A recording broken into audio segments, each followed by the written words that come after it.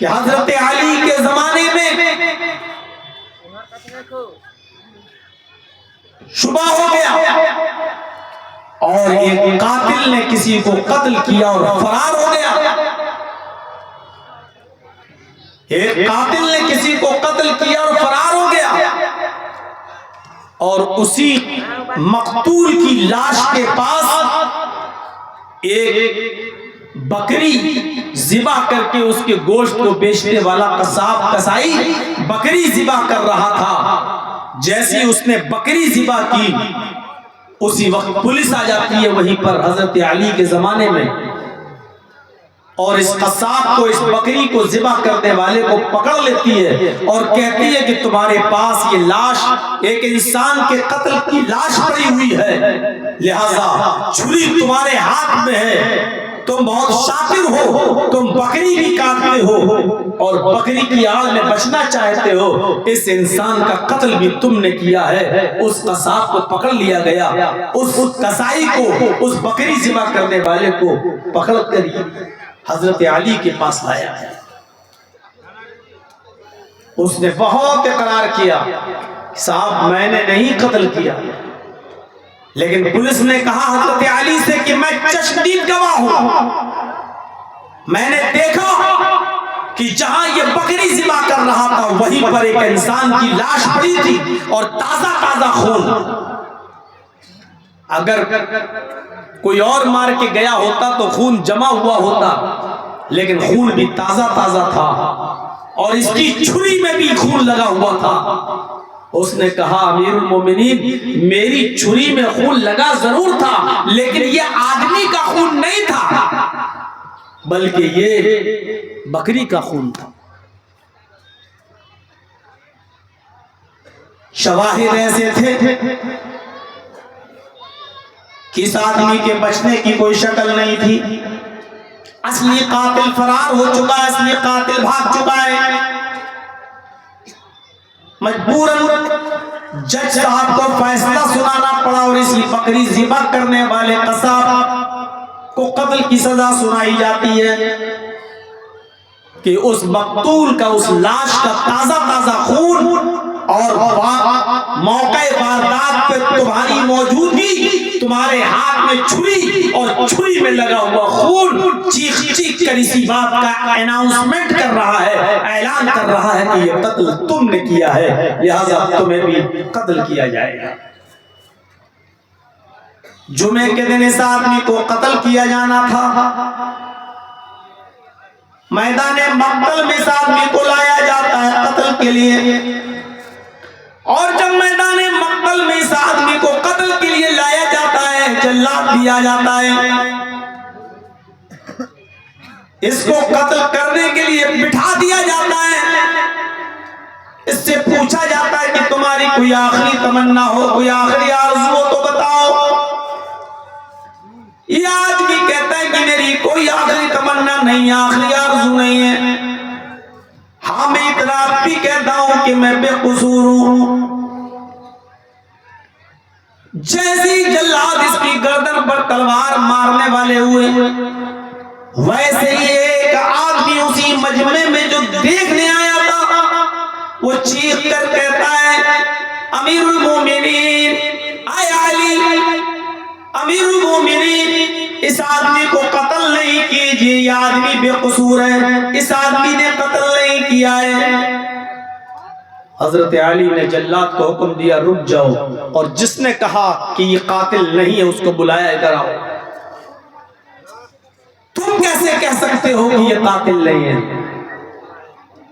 چھری اس کے ہاتھ میں موقع واردات تو یہ موجود جہاں لاش ملی وہاں یہ تھا اور کسی کے پیروں کے نشان بھی نہیں تھے.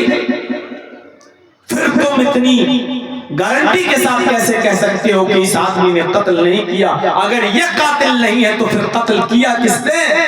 قاتل کو زمین کھا گئی یا آسمان نکل گیا. اس آدمی نے کہا امیر المومنین اصلی قاتل میں ہوں. امیر المومنین اے علی اصلی قاتل میں ہوں میں نے قتل کیا ہے اس آدمی نے قتل نہیں کیا. یہ تو بے قصور ہے بیچارہ، یہ تو بکری کو ذبح کر کے اس کے گوشت کو بیچنے والا آدمی ہے، یہ تو قصاب ہے، اس کا تو کام بکریوں کو ذبح کر کے اس کا گوشت بیچتا ہے، یہ قصوروار نہیں ہے۔ پھر فیصلہ ہوتا ہے کہ جو اصلی قاتل ہے، جب اس نے اپنے جرم کو قبول کر لیا تو اس کو قتل کر دیا جائے اور اس بے قصور کو چھوڑ دیا جائے۔ بے قصور کو چھوڑ دیا گیا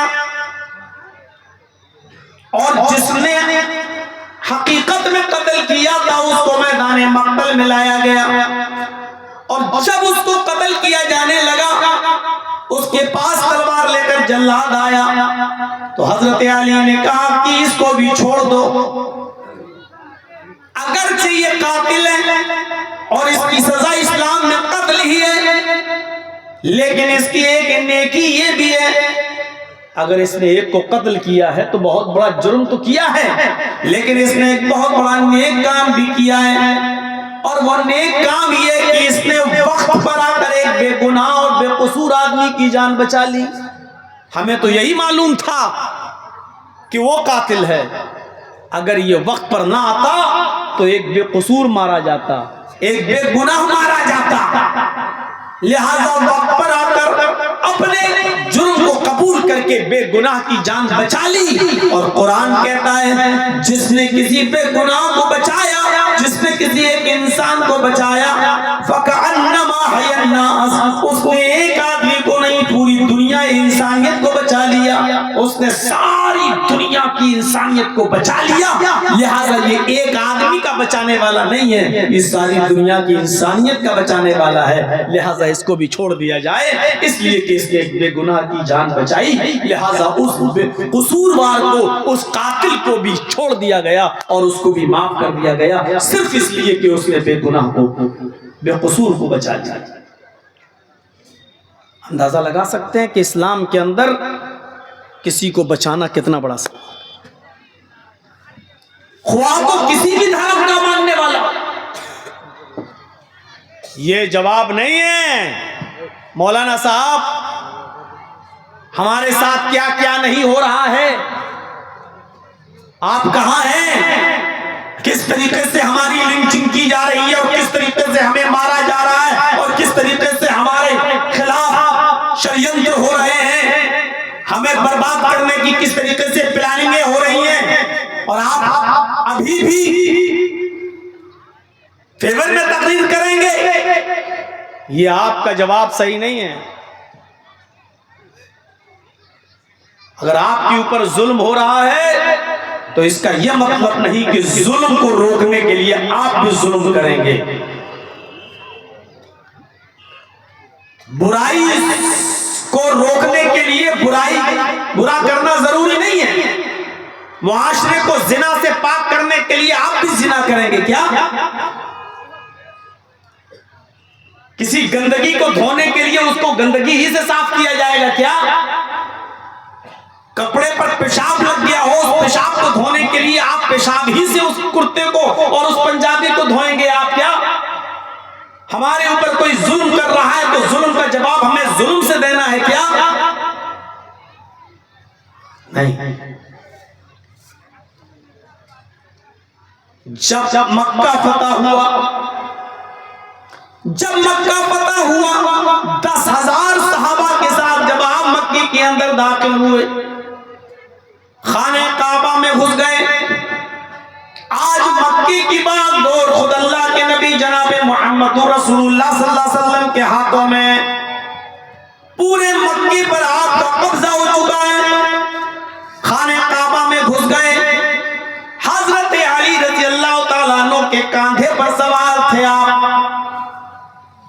خانہ کعبہ میں جو 360 بت رکھے ہوئے تھے، ان 360 بتوں کو ایک ایک کر کے چھڑی سے گراتے جاتے، ایک ایک کر کے چھڑی سے گراتے جاتے اور توڑتے جاتے، اور جیسے وہ بت زمین پر گرتا چکنا چور ہو جاتا، اللہ کے نبی ایک ایک بت کو لاٹھی سے چھڑی سے مارتے جاتے اور گراتے جاتے اور کہتے جاتے جاء الحق وزهق الباطل ان الباطل كان زهوقا، جاء الحق وزهق الباطل ان الباطل كان زهوقا، حق آ گیا اور باطل مٹ گیا، اور باطل کو تو مٹنا ہی تھا۔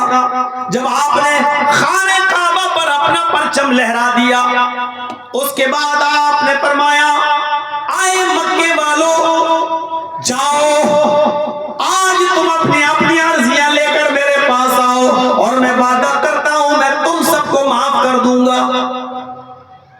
حکومت اپنے ہاتھ میں آ گئی، مکہ کی باغ ڈور اپنے ہاتھ میں آ گئی، اور اس کے بعد آپ کہہ رہے ہیں کہ میں سب کو معاف کر دوں گا۔ بتاؤ کس نے کیا کیا تھا؟ بہت ظلم کیے تھے تم نے ہمارے مسلمان صحابیوں پر، مکہ چھوڑ کر ان کو مدینہ بھاگنا پڑا، پھر بھی تم کو رحم نہیں آیا۔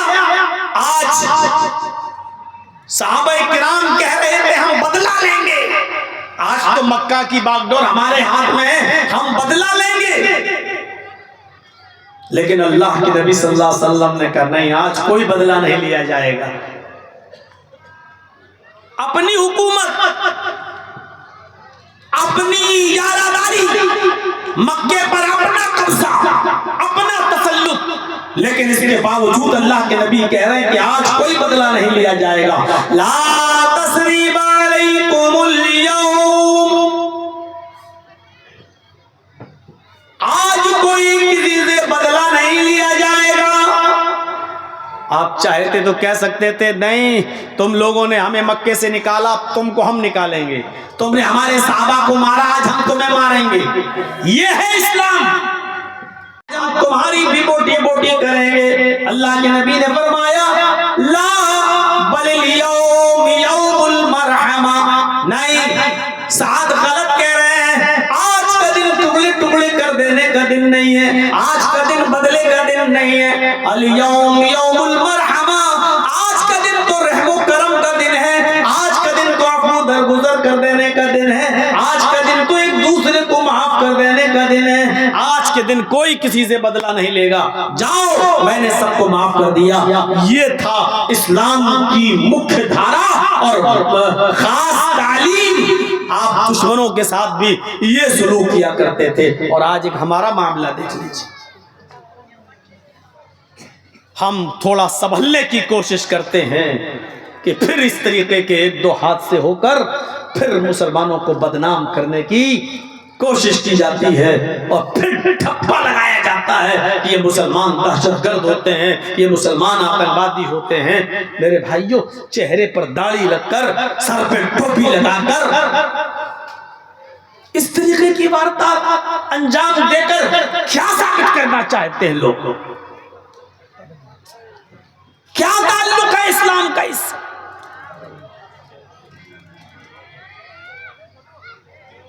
چند لوگوں کے ایسے قدم اٹھا دینے کی وجہ سے اب دیکھ لو کتنے بیچارے بے قصور مسلمانوں پر گاج گرتی ہے، اور جبکہ ہمیں معلوم ہے کہ اس وقت ہماری پوزیشن کیا ہے، ہم جانتے ہیں کہ اس وقت ہم کس کنڈیشن میں رہ رہے ہیں، اور اس کے باوجود ایسے نبی اکرم جناب محمد رسول اللہ صلی اللہ علیہ وسلم کی زندگی پر ایک نظر ڈالیے، آپ اشش کریں گے ایک آدمی یمامہ کا گورنر ہے، نام ہے اس کا سمامہ، اور سنیے غور سے، یمامہ کا گورنر ہے، نام ہے اس کا سمامہ،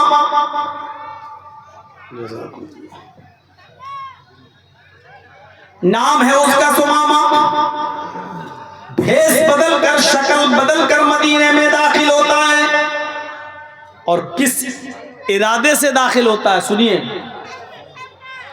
بھیس بدل کر، شکل بدل کر مدینے میں داخل ہوتا ہے، اس کا ارادہ تھا محمد رسول اللہ کو قتل کر دیا جائے۔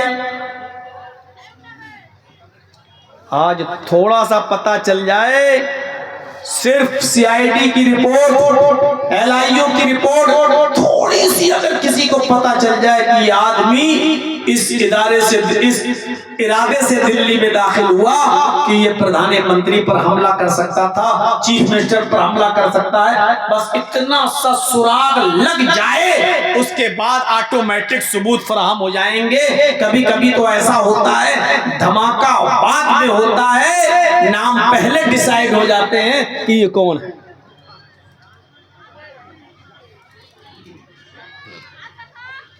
اور کس نے کیا ہوگا؟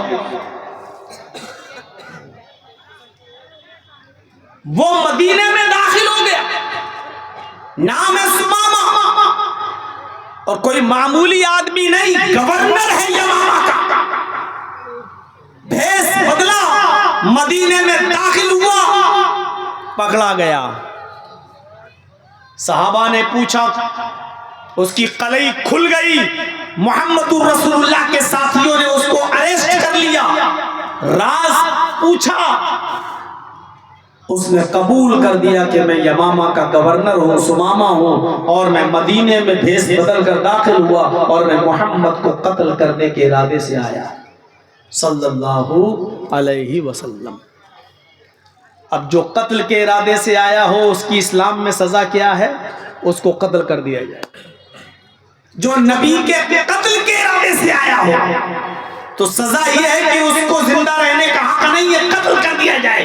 وہ گرفتار کر لیا گیا، اب گرفتار کر کے اس کو رکھا کہاں گیا؟ اس زمانے میں ایسی جیلیں نہیں تھی جیسی آج ہماری جیلیں ہیں کہ پرندہ بھی پر نہ مار سکے، ایسی جیلیں نہیں تھی۔ صحابہ کرام نے اس کو مسجد نبوی میں بنے ہوئے کھمبے سے باندھ دیا، جیسے یہ کھمبا لگا ہے نا، ایسی مسجد نبوی کھجور کے پتوں کی تھی اور اس میں کھمبے لگے ہوئے تھے، ایک کھمبے سے اس کو باندھ دیا، یہی جیل تھی۔ ظہر کی نماز پڑھنے کے لیے اللہ کے نبی جناب محمد رسول اللہ صلی اللہ علیہ وسلم جب مسجد میں داخل ہوتے ہیں، جیسی مسجد میں گئے، مسجد نبوی کے اندر کھمبے سے بندھے ہوئے ایک آدمی کو دیکھا، اپنے صحابہ سے پوچھا یہ کون ہے؟ لوگوں نے بتایا اللہ کے نبی یہ سمامہ ہے، یمامہ کا گورنر ہے، آپ کے قتل کے ارادے سے مدینے میں داخل ہوا اور پکڑا گیا، ہم اس کو گرفتار کر کے یہاں لائے ہیں، آپ کا جو حکم ہو اس کے ساتھ وہی سلوک کیا جائے۔ آپ نے کہا اچھا یمامہ کا گورنر ہے، سمامہ ہے؟ کہاں؟ آپ اس کے پاس جاتے ہیں جو قتل کرنے کے ارادے سے نبی کے لیے، نبی کو قتل کے ارادے سے آیا، آپ اس کے پاس جاتے ہیں اور آپ اس سے کہتے ہیں ما شأنک یا سمامہ، اے سمامہ، سمامہ بتاؤ تمہارا کیا حال ہے؟ اے سمامہ کیسے ہو تم، کیا حال ہے تمہارا؟ اور سمامہ نظریں گھما کر ٹیڑھی نظر کر کے کہتا ہے گرفتار کرا کے میرا حال پوچھتا ہے، اکڑ دیکھو، اکڑ مدینے میں ہے، گرفتار ہے، اور اکڑ دیکھو محمد رسول اللہ سے کہہ رہا ہے گرفتار کرا کے میرا حال پوچھتا ہے۔ آپ نے صحابہ سے پوچھا اس کو پریشان تو نہیں کیا؟ صحابہ نے کہا اللہ کے رسول گرفتاری کیا ہے اور تو کچھ کیا نہیں، بس باندھ دیا ہے میں نے، نہ اس کو مارا نہ پیٹا، کھانا پینا وقت پر دیا۔ آپ نے کہا کوئی بات نہیں چلو۔ دوسرے دن آپ نے پھر پوچھا سمامہ کیا حال ہے؟ سمامہ پھر وہی جواب، ارے کیا بار بار حال پوچھتے ہو، گرفتار کرا کے حال پوچھتے ہو میرا؟ آپ نے کہا سمامہ اچھا یہ بتاؤ تمہارے ساتھ کیا سلوک کروں، تم میرے قتل کے ارادے سے آئے اور پکڑے گئے، تم ہی بتاؤ اس کی کیا سزا ہونی چاہیے، تم ہی جواب دو، چلو ہم کچھ نہیں بولتے، تم بتاؤ اس جرم کی سزا کیا ہے؟ اگر کوئی تمہیں قتل کرنے کے ارادے سے تمہارے شہر میں آتا تو تم اس کو پکڑ لیتے، کیا کرتے؟ آئے سمامہ بتاؤ، تم مجھے قتل کرنے کے لیے آئے اور پکڑے گئے، تم بتاؤ تمہارے ساتھ کیا سلوک کروں؟ سمامہ جواب دیتا ہے ان تقتل ذا دم، اے محمد قتل کرنا چاہو تو قتل کر سکتے ہو، کیا جواب تھا اس کا؟ اے محمد مجھے مارنا چاہو تو مار سکتے ہو، میں اس لائق میں نے جرم کیا ہے کہ میں مارا جاؤں، میرا گناہ ہی اتنا بڑا ہے کہ میں قتل کیا جاؤں، اگر آپ قتل کرنا چاہیں تو قتل کر سکتے ہیں، وَإِن تُنْعِمْ عَلَىٰ شَاكِرٍ، اور اگر چھوڑنا چاہیں رحم کرنا چاہیں تو مجھے چھوڑ سکتے ہیں، آپ کا احسان ہوگا میرے اوپر۔ یہی دو چیزیں ہیں، مارنا چاہو تو مار دو، میں نے جرم ایسا ہی کیا ہے کہ میں مارا جاؤں، یعنی اس جرم کی سزا تو یہی ہے کہ قتل کیا جاؤں، اگر آپ کرنا چاہیں تو کر سکتے ہیں اور چھوڑنا چاہیں تو چھوڑ دیجیے، آپ کا احسان ہوگا میرے اوپر، میرے بچوں کے اوپر، میری بیوی کے اوپر۔ آپ نے دوسرے دن بھی کچھ نہیں کہا، آپ نے پھر تیسرے دن پوچھا سمامہ کیا کروں تمہارے ساتھ؟ تیسرے دن سمامہ کو غصہ آ گیا، 3 دن سے برابر پوچھ رہے ہو کیا کروں کیا کروں کیا کروں، کہا محمد جو پہلے دن کہا تھا، جو دوسرے دن کہا تھا وہ آج بھی کہہ رہا ہوں، اور قیامت تک پوچھتے رہو گے تو قیامت تک کہتا رہوں گا، جو کرنا ہو کرو، بار بار کیوں پوچھتے ہو کیا کروں کیا کروں؟ ان تقتل ذات دم، قتل کرنا ہو تو کر دو، میں قتل ہونے کے لائق ہوں، وَإِن تُنْعِمْ عَلَىٰ شَاكِرٍ، چھوڑنا چاہو تو چھوڑ دو، اس لیے کہ میں چھوڑے جانے کے میں ایک احسان ہوگا آپ کا ہمارے اوپر، ایک احسان ہوگا آپ کا میرے اوپر۔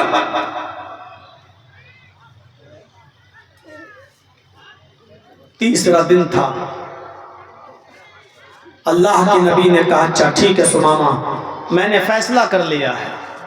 سمامہ کہتا کیا فیصلہ کیا؟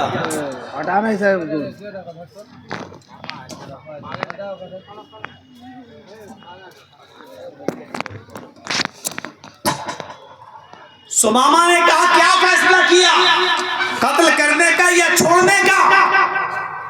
اللہ کے نبی جواب دیتے ہیں سمامہ میں نے چھوڑنے کا فیصلہ کر لیا ہے کہ میں تجھے چھوڑ دوں گا، لیکن میری ایک شرط ہے، اور شرط بھی کتنی چھوٹی۔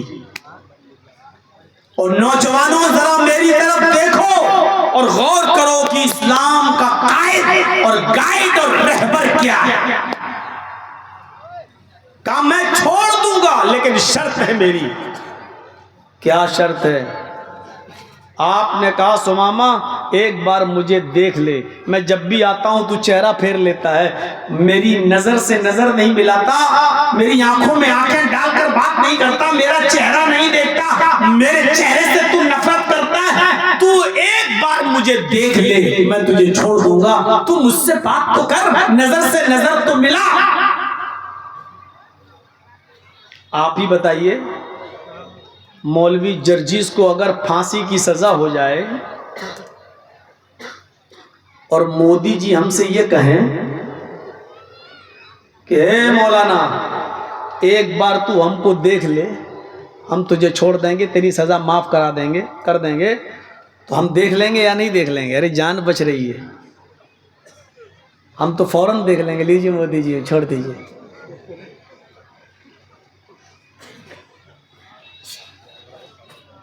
فوراً، ارے جب دیکھنے سے میری جان بچ رہی ہے تو کیوں نہیں دیکھیں گے بھائی؟ اللہ کے نبی نے بھی کہا کہ سمامہ تو مجھے دیکھ لے میں چھوڑ دوں گا، تو اس کو دیکھ لینا چاہیے تھا کہ نہیں دیکھ لینا چاہیے تھا؟ جان بچ رہی، لیکن اس کے جملے دیکھو، اس کے ورڈز دیکھیے، اس نے کہا اے محمد میں نے ایران کا بادشاہ دیکھا، میں نے توران کا بادشاہ دیکھا، میں نے شام کا بادشاہ دیکھا، میں نے مصر کا بادشاہ دیکھا، میں نے اردن کا بادشاہ دیکھا، میں نے الجزائر کا بادشاہ دیکھا، بڑے بڑے بادشاہوں کی شکلیں دیکھی، نہیں دیکھتا تجھے، جا کیا کر لے گا تو میرا؟ قتل کرنا ہے کر دے، نہیں دیکھتا تیرا چہرہ۔ آپ نے کہا میرا چہرہ دیکھنے میں تجھے کیا دقت ہے؟ میری آنکھوں میں آنکھیں ڈال کر دیکھنے میں تجھے کیا پرابلم ہے؟ اس نے جو جواب دیا وہ جواب تھا ما رأیت وجہن اقبح من وجہک، آئے محمد دنیا کے بڑے بڑے بادشاہوں کے چہرے دیکھے، اگر سب سے گندا کسی کا چہرہ ہے تو تیرا چہرہ ہے، نہیں دیکھتا۔ سب سے گندا کسی کا چہرہ ہے تو تیرا چہرہ۔ کس کو کہہ رہا ہے؟ محمد الرسول اللہ۔ آج کل کوئی کالا کلوٹا انسان کو بھی کلوا کہہ دو تو غصے میں آ جاتا ہے، تیرا باپ کالا، تیری اماں کالا، تیرا خاندان کالا، ہم کو کالا کہے گا۔ اور اس نے اس ہستی کو کہا سب سے گندا چہرہ، جس کے بارے میں کبھی حسان ابن ثابت نے کہا تھا وَأَحْسَنَ مِنْكَ لَمْ تَرَ قَطُّ عَيْنِي وَأَجْمَلَ مِنْكَ لَمْ تَلِدِ النِّسَاءُ۔ اے محمد صلی اللہ علیہ وسلم آپ اتنے خوبصورت ہیں کہ میری نگاہوں نے آپ سے زیادہ خوبصورت کسی کو دیکھا ہی نہیں، آپ اتنے حسین و جمیل ہیں کہ دنیا کی کسی عورت نے آپ سے زیادہ خوبصورت بچہ پیدا کیا ہی نہیں۔ جس چہرے کو دیکھ کر کبھی جابر ابن سمورہ نے کہا تھا شمائل ترمذی کی روایت کہ میں آسمان کے چاند کو دیکھتا ہوں اور آپ کا چہرہ دیکھتا ہوں تو دل یہ کہتا ہے کہ آسمان کے چاند کو بھی اگر روشنی ملی ہے تو آپ کے چہرے سے ملی ہے، ایسا چہرہ۔ اور اس کو کہہ رہا ہے سب سے گندا، سب سے گندا۔ حضرت عمر فاروق کا ہاتھ تلوار کی میان پہ مچلنے لگا، اللہ کے رسول اشارہ کیجئے اس کی گردن کاٹ کے آپ کے قدموں پہ ڈال دوں۔ آپ نے عمر سے کہا تلوار کی میان پہ ہاتھ مت رکھو، تم تلوار نکالنے میں بہت جلدی کرتے ہو۔ عمر نہیں، اس نے گالی مجھے دی ہے تمہیں نہیں۔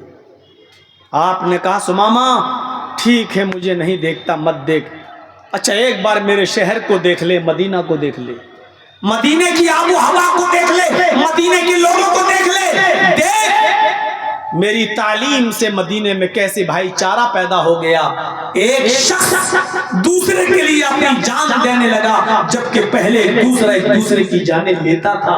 آج یہ لوگ کیسے ہو گئے ہیں؟ ذرا میرے شہر مدینے کو دیکھ لے۔ کہنے لگا محمد نہ تیرا چہرہ دیکھتا نہ تیرا شہر مدینہ دیکھتا، جا میں نے ایران دیکھا، میں نے شام دیکھا، میں نے مصر دیکھا، میں نے فلسطین دیکھا، میں نے سیریا دیکھا، میں نے اردن دیکھا، میں نے بڑے بڑے ملک دیکھے، سب سے گندا کسی کا شہر ہے تو تیرا شہر مدینہ ہے، نہیں دیکھتا تیرا شہر، تجھے جو سزا دینا ہو دے۔ غور کرو، ہمارے قبضے میں، ہماری مٹھی میں، ہمارے قبضے میں، اور ہم ہی کو گالی دے رہا ہو کہ جان نہیں دیکھتا۔ آپ نے کہا مجھے بھی نہیں دیکھتا، میری بستی کو بھی نہیں دیکھتا۔ آئے سمامہ تو بھی یاد کرے گا کہ تجھے کون ملا ہے، جا میں نے تجھے چھوڑ دیا، تو اپنے گھر جا، تیری بیوی تیرے انتظار میں ہوگی، تیرے بچے تیرے انتظار میں ہوں گے۔ یہ اس وقت معاف کر رہے ہیں جب بدلہ لینے کی پوری طاقت اپنے ہاتھ میں تھی، بدلہ لینے کی پوری طاقت اپنے ہاتھ میں، انتقام لینے کی پوری اتھارٹی اپنے ہاتھ میں، لیکن اس وقت اس کو معاف کر رہے ہیں کہ جاؤ، چھوڑ دیا تجھے، جا۔ جب اس کی رسی چھوڑی تو کہنے لگا محمد صلی اللہ علیہ وسلم بھروسہ کیسے کر لوں کہ میں اپنے گھر تک پہنچ جاؤں گا، یہاں چھوڑ دیا نکلوں گا، مدینہ چھوٹا سا شہر نہیں بڑا شہر ہے، مکے تک پہنچتے پہنچتے پتہ نہیں تیرا کون آدمی مجھے قتل کر دے، کون آدمی مجھے مار دے، اس بات کی گارنٹی کیا ہے؟ یہاں سے چھوڑ دیا تو میں گھر تک خیریت سے پہنچ جاؤں گا۔ آپ نے کہا سمامہ اسی لیے میں نے کہا تھا کہ میرا شہر مدینہ دیکھ لے، میں جس کو چھوڑ دیا میرا کوئی صحابی اس آدمی کو قتل نہیں کر سکتا ہے، تو نے میرے وفادار صحابہ کو دیکھا کہاں ہے؟ اب تجھے ڈر لگتا ہے کہ میں مکے تک پہنچوں گا کیسے؟ تو آئے عمر اب تمہاری ذمہ داری ہے، اس آدمی کو مکے کے بارڈر تک چھوڑ کے آؤ۔ باڈی گارڈ کس کو بنا دیا؟ جو تلوار پر ہاتھ رکھ کر تلوار میان سے نکال کر اسی کی گردن اڑانے والے تھے. کہا اللہ کے رسول حکم کیجئے اس کی گردن اڑا دو. آپ نے اسی کو باڈی گارڈ بنا دیا. کہا عمر اس کو مکے کے بارڈر تک چھوڑ کے آؤ, خیریت سے پہنچا کے آؤ. اب یہ تمہاری ذمہ داری ہے. جو جان لینے والے تھے, جو تلوار سے گردن اڑانے والے تھے, اللہ کے رسول نے انہی کو کہا کہ اس کی حفاظت کی ذمہ داری تمہارے اوپر ہے, جاؤ اس کو مکے تک چھوڑ دو.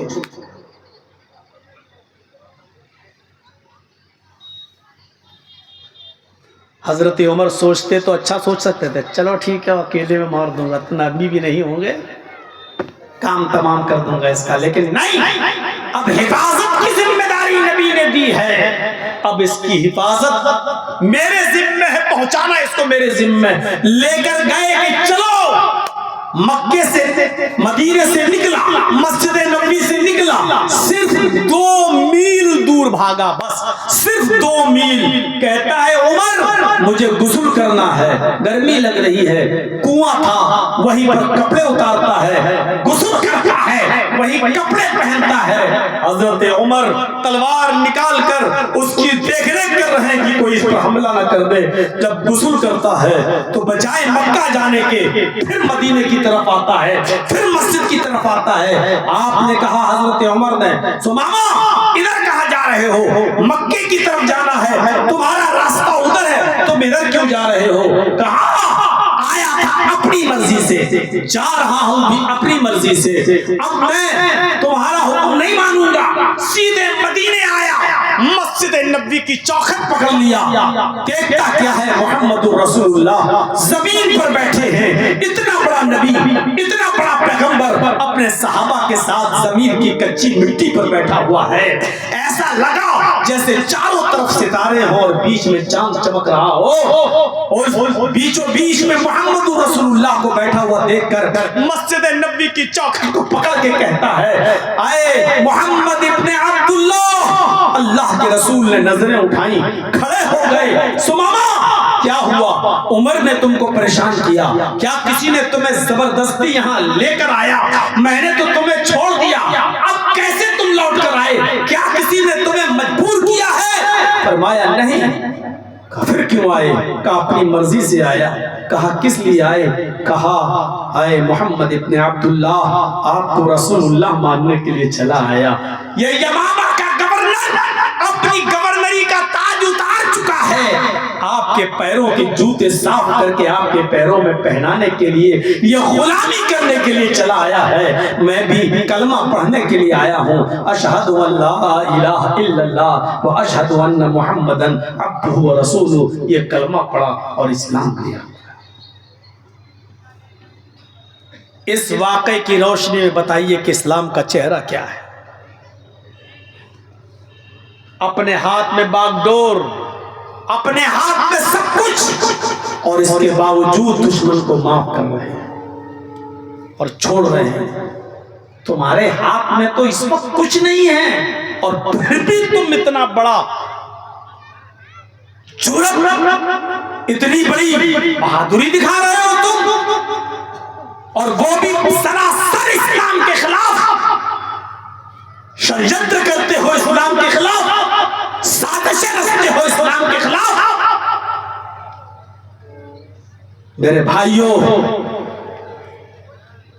زندگی بھر مولوی مدرسوں کے جلسوں میں, مسجدوں کے جلسوں میں, منبر و محراب سے اسلام کی رحمت کا تذکرہ کرتے ہیں, اور چند یہ گنڈے قسم کے دہشت گرد لوگ اڑتے ہیں اور ایک دو آتنکوادی حملہ کر کے سارے مولویوں کی پھیلائی ہوئی دعوت و تبلیغ پر پانی پھیر دیتے ہیں, ظلم کرتے ہیں اسلام کے اوپر.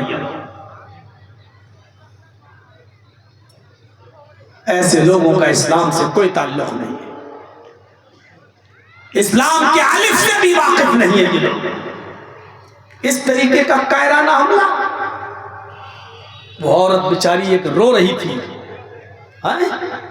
جس کا شوہر ای رکشہ چلاتا تھا, ای رکشہ, اپنے بچوں کا پیٹ پالتا تھا, میرٹھ کا رہنے والا تھا, اور اس حملے میں مارا گیا. وہ بھی اپنا تھا، مسلمان تھا،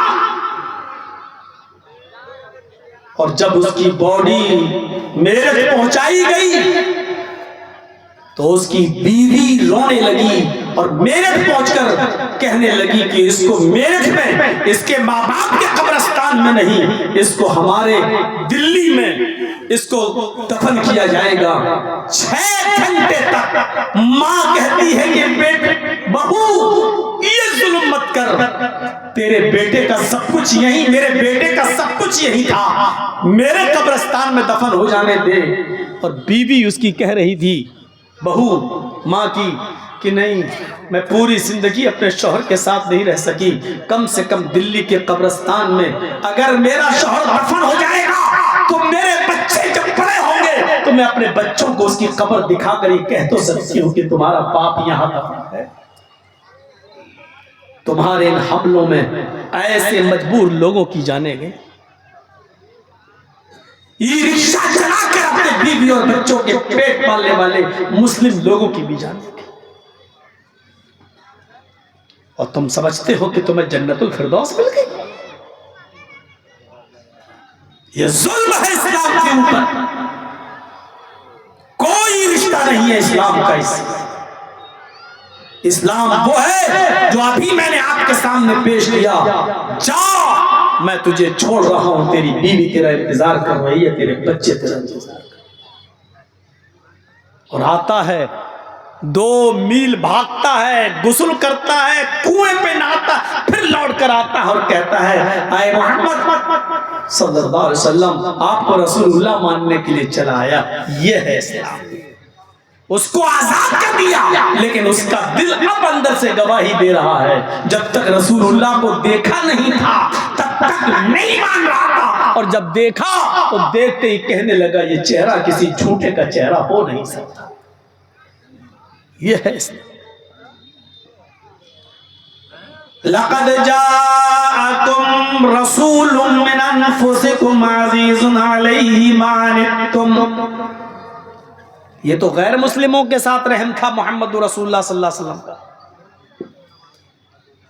تمہارے پاس ایک ایسے پیغمبر تشریف لا چکے ہیں، تمہارے پاس ایک ایسے رسول آ چکے ہیں، تمہارے پاس ایک ایسے پیغمبر آ چکے ہیں، تشریف لا چکے ہیں جو تمہاری میں سے ہیں، تمہاری جنس سے ہیں، یعنی وہ بھی انسان ہیں۔ عزیز علیہ ما عنتم، تمہیں جو تکلیف پہنچتی ہے ان کو بھی ناگوار گزرتی ہے، یعنی تمہاری پریشانی کو وہ اپنی پریشانی سمجھتے ہیں۔ تمہارے پیر میں کانٹا چبھتا ہے تو اس کا درد اور اس کی تکلیف محمد رسول اللہ اپنے دل میں محسوس کرتے ہیں۔ درد تمہیں ہوتا ہے، تکلیف تمہیں ہوتی ہے، اس کا درد محمد رسول اللہ محسوس کرتے ہیں۔ حریص علیکم، وہ تمہارے فائدے کے لیے بڑے حریص ہیں، بڑے متمنی ہیں، خواہش مند ہیں، وہ چاہتے ہیں کہ تمہیں ہمیشہ فائدہ ہی فائدہ ہو۔ بالمؤمنین رؤوف الرحیم، اور مومنوں کے ساتھ ان کی رافت و رحمت عجیب غریب ہے، یعنی بڑی خاص ہے، وہ مومنوں کے ساتھ بہت خاص مہربان ہیں۔ ابھی تو میں نے کافروں کے ساتھ بتا دیا، وہ قیدی تھا، سمامہ تھا، یمامہ کا گورنر تھا، دشمن تھا، اس دشمن کے ساتھ اور فتح مکہ کے موقع پر 10,000 صحابہ کا داخلہ اور پورے مکے کے لوگوں کو معاف کر دینا اور کہہ دینا کہ جاؤ تم سب آزاد ہو، یہ تھی نبی کی غیر مسلموں کے ساتھ رحمت۔ لیکن اپنوں کے ساتھ رحمت کیا تھی معلوم ہے؟ تمہاری تکلیف وہ اپنی تکلیف محسوس کرتے ہیں، تمہارے درد کو وہ اپنا درد سمجھتے ہیں، وہ نہیں چاہتے کہ تمہیں تکلیف ہو، نہیں چاہتے کہ تمہیں تکلیف ہو۔ اور ہم کیا تکلیف؟ نماز پڑھنا بھی کوئی تکلیف ہے؟ نہیں، لیکن سنیے، اللہ کے نبی صلی اللہ علیہ وسلم کے گھر کچھ صحابی جاتے ہیں، آپ نہیں ملے تو اللہ کے نبی صلی اللہ علیہ وسلم کی بیویوں سے پوچھتے ہیں کہ اللہ کے نبی کتنی عبادت کرتے تھے، اللہ کے رسول کتنی نماز پڑھتے تھے، کتنے روزے رکھتے تھے؟ بیویوں نے بتایا کہ اللہ کے نبی صلی اللہ علیہ وسلم اتنے روزے رکھتے تھے نفلی، اور اتنے چھوڑتے تھے، اتنا سوتے تھے، اتنا اڑتے تھے، اتنا تہجد پڑھتے تھے، اور اتنا بیویوں کا حق ادا کرتے تھے، سب کچھ آپ کی بیویوں نے بتا دیا۔ اب یہ تینوں صحابی جب باہر آئے گھر سے نکل کر تو آپس میں کہنے لگے کہاں اللہ کے رسول اور کہاں ہم، ہمارا اور اللہ کے رسول کا کیا مقابلہ؟ اللہ کے رسول تو بخشے بخشائے ہیں، اللہ کے نبی تو جنتی ہیں، وہ تو نماز نہ بھی پڑھے تو جنتی ہیں، وہ تو عمل نہ کریں تب بھی اللہ ان کو جنت دے کر رہے گا۔ ہمیں تو اور زیادہ عبادت کرنی چاہیے، یعنی نبی سے زیادہ نمازیں پڑھنا چاہیے، نبی سے زیادہ روزے رکھنا چاہیے۔ انہوں نے اللہ کے نبی صلی اللہ علیہ وسلم سے بھی زیادہ عبادت میں آگے بڑھنے کی کوشش کی۔ تو اس میں ایک صحابی کہتے ہیں ٹھیک ہے آج کے بعد میں کبھی بھی دن میں روزہ نہیں چھوڑوں گا، ہمیشہ روزہ رکھوں گا۔ سنیے تین صحابی تین باتیں۔ ایک صحابی نے کہا میں ہمیشہ روزہ رکھوں گا، کبھی نہیں چھوڑوں گا، آج کے بعد کبھی روزہ چھوڑوں گا ہی نہیں، روزے ہی رکھتا رہوں گا، دن میں روزے رکھوں گا۔ دوسرے صحابی نے کہا اچھا تم دن بھر روزہ رکھو گے کبھی نہیں چھوڑو گے؟ کہا نہیں۔ تو دوسرے نے کہا آج سے میں رات بھر نماز پڑھوں گا اور کبھی نہیں سوؤں گا۔ ایک نے کہا میں دن بھر روزہ رکھوں گا کبھی نہیں چھوڑوں گا، دوسرے نے کہا میں رات بھر نماز پڑھوں گا اور کبھی نہیں سوؤں گا۔ تیسرے نے کیا کہا؟ تیسرے نے کہا میں دن میں روزہ بھی رکھوں گا اور رات میں نماز بھی پڑھوں گا، میں اپنے بیوی کے قریب نہیں جاؤں گا، بیوی سے ملوں گا بھی نہیں۔ لو بیوی کا بھی حق ادا نہیں کروں گا، بیوی کے قریب ہی نہیں جاؤں گا۔ تین صحابی تین قسم کی باتیں۔ ایک نے کہا میں دن بھر روزہ رکھوں گا، دوسرے نے کہا میں رات بھر نماز پڑھوں گا، تیسرے نے کہا میں دن میں روزہ بھی رکھوں گا، رات میں نماز بھی پڑھوں گا اور بیوی کے قریب بھی نہیں جاؤں گا۔ اللہ کے رسول صلی اللہ علیہ وسلم کو جب اس بات کا علم ہوا تو آپ ان تینوں لوگوں کے پاس آئے۔ آپ نے کہا تم الذی قلتم کذا و کذا، کیا تم ہی وہ لوگ جو ایسا ایسا کہہ رہے تھے؟ کیا تم ہی لوگوں نے ایسی ایسی باتیں کہی؟ میں دن بھر روزہ رکھوں گا، میں رات بھر نماز پڑھوں گا، میں دن میں روزہ رکھوں گا، رات میں نماز پڑھوں گا اور بیوی کے قریب نہیں جاؤں گا۔ تینوں نے کہا ہاں اللہ کے رسول آپ تو جنتی ہیں، ہمیں تو اور زیادہ عبادت کرنا ہے۔ اللہ کے نبی نے فرمایا تم زیادہ اللہ سے ڈرتے ہو یا میں؟ کہا آپ۔ اللہ کا خوف تمہیں زیادہ ہے یا مجھے؟ کہ نہیں اللہ کے رسول آپ کو زیادہ ہے، آپ اللہ سے، ہم میں سب سے زیادہ اللہ سے ڈرنے والے آپ ہیں۔ کہا جب میں تم میں سب سے زیادہ اللہ سے ڈرنے والا ہوں تو اتنا تو میں بھی نہیں کرتا ہوں جتنا تم کر رہے ہو، ظلم کر رہے ہو اپنے آپ پر۔ دن بھر روزہ رکھتے رہو گے تو یہ باڈی سو کا ڈھانچہ بن جائے گی، یہ تمہارے جسم پر ظلم ہوگا۔ رات بھر نماز پڑھتے رہو گے اور آنکھیں چندیا جائیں گی، کبھی سوگے نہیں، رات بھر نماز پڑھتے رہو گے تو آنکھوں کا حق مارتے رہو گے، اور بیوی کے قریب نہیں جاؤ گے تو بیوی کا حق بھی مارا جائے گا۔ سنو روزہ رکھنا بھی ضروری ہے اور چھوڑنا بھی ضروری۔ فرض روزے کی بات نہیں کر رہا ہوں میں یہاں، نفلی روزے کی بات کر رہا ہوں، نفلی۔ آپ نے فرمایا تم مہینے میں 3 روزے رکھ لیا کرو، اللہ کے یہاں ایک روزے کا ثواب 10 روزوں کے برابر۔ اگر ایک مہینے میں تم 3 روزے رکھ لو گے تو گویا کہ پورا مہینہ روزہ رکھ لیا، لہذا نفلی روزے رکھو بھی اور چھوڑا بھی کرو۔ یہی میرا طریقہ ہے۔ رات میں شروع میں سو جاتا ہوں عشاء کی نماز کے بعد، اور آدھی رات کے بعد آخری پہر میں اٹھتا ہوں، میں تہجد بھی پڑھتا ہوں اور اپنی بیویوں کے پاس بھی جاتا ہوں، ان کا بھی حق ادا کرتا ہوں۔ اس کے بعد آپ نے فرمایا یہی میرا راستہ ہے، یہی میرا طریقہ ہے، یہی میری سنت ہے۔ اگر تم نے میرے اس راستے سے، میری سنت سے روگردانی کی، منہ موڑا، فَلَيْسَ مِنِّي، تو مجھ میں سے نہیں۔ رات بھر نماز پڑھنے کے بعد بھی مجھ میں سے نہیں، یعنی مسلمان نہیں۔ غور کر رہے ہیں؟ رات بھر نماز پڑھنے کے باوجود، دن بھر روزہ رکھنے کے باوجود بھی اللہ کے رسول نے کہا کہ تم مجھ میں سے نہیں۔ آج ہماری راتیں کہاں جاتی ہیں؟ کیرم بورڈ کھیلنے میں۔ آج ہماری راتیں وہاں برباد ہوتی ہیں، ٹورنامنٹ، پورا میچ پوری رات نظر کر دینے میں، پوری رات۔ ارے اللہ کے بندو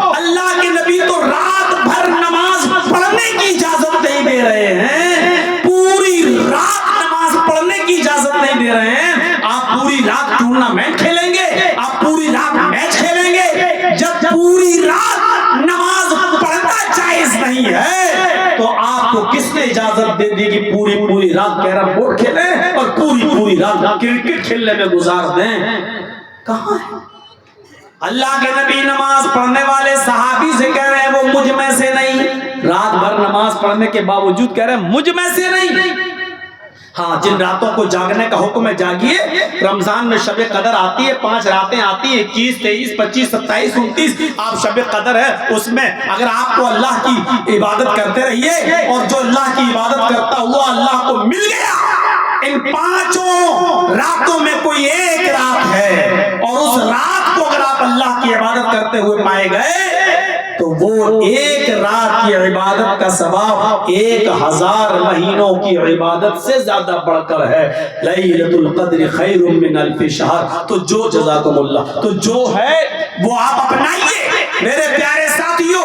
اور جو راتیں نہیں جاگنا ہے اس کو کرکٹ میں اور ٹورنامنٹوں میں کھیل کے اپنے اوپر مصیبتیں مول مت لیجئے, اپنے آپ کو ہلاک اور برباد مت کیجئے, اپنی راتیں خراب مت کیجئے. اللہ کے نبی نے فرمایا تمہارے اوپر تمہاری آنکھ کا بھی حق ہے, تمہارے اوپر تمہارے جسم کا بھی حق ہے, تمہارے اوپر تمہاری بیوی کا بھی حق ہے. بیویوں کو شکایتیں ملتی رہتی ہیں کہ تم رات کے 12 بجے آ رہے ہو, 1 بجے آ رہے ہو, کہاں ہو؟ کیوں؟ آپ کی بیوی ہے, آپ سے اتنا بھی نہیں پوچھے گی؟ یہ حق نہیں ہے اس کا کیا؟ اب آپ اس کو یہ کہہ کر چھٹکارا نہیں پا سکتے ہو کہ تم میری ذمہ دار نہیں ہو, میری مالکن نہیں ہو, تم مجھ سے یہ سوال نہیں کر سکتی ہو. اگر آپ اپنی بیوی کے ایک ایک منٹ کا حساب لے سکتے ہو تو بیوی بھی آپ سے پوچھ سکتی ہے کہ آپ کی ڈیوٹی تو 5 بجے تک ہے, آپ 5 بجے سے لے کے رات کے 12 بجے تک کہاں رہتے ہیں؟ آپ سے پوچھنے کا حق ہے اس کو, اور آپ اس سے یہ حق چھین نہیں سکتے. خود اللہ کے نبی نے کہا تمہارے اوپر تمہاری بیوی کا بھی حق ہے. بچوں کو بھی ٹائم دیجئے, بیوی کو بھی ٹائم دیجئے, ورنہ حقوق العباد کے خائن کہلائیں گے, حقوق العباد میں خیانت کرنے والے کہلائیں گے. یہ نبی کی رحمت نہیں تو اور کیا کہ آپ رات بھر نماز پڑھنے سے منع کر رہے ہیں. اور غور کرو رمضان کا مہینہ 3 رات آپ نے تراویح کی نماز جماعت کے ساتھ پڑھائی, 3 رات, ایک دن چھوڑ کر. اور جب 4تھی رات آئی تو آپ گھر سے ہی نہیں نکلے. صحابہ مسجد میں جمع ہیں, مسجد بھر چکی اور آپ اپنے حجرے سے نہیں نکل رہے ہیں. صحابہ کھانس رہے ہیں, اللہ کے نبی کو بتا رہے ہیں کہ ہم لوگ مسجد میں آ چکے ہیں, آئیے. 3 راتیں آپ نے نماز پڑھائی, آج بھی نماز پڑھائیے. لیکن اللہ کے رسول نہیں نکلتے, اشارہ کر دیتے ہیں آپ لوگ اپنی اپنی نمازیں خود پڑھ لیجئے یا کسی کو امام بنا کر آپ نماز پڑھ لیجئے.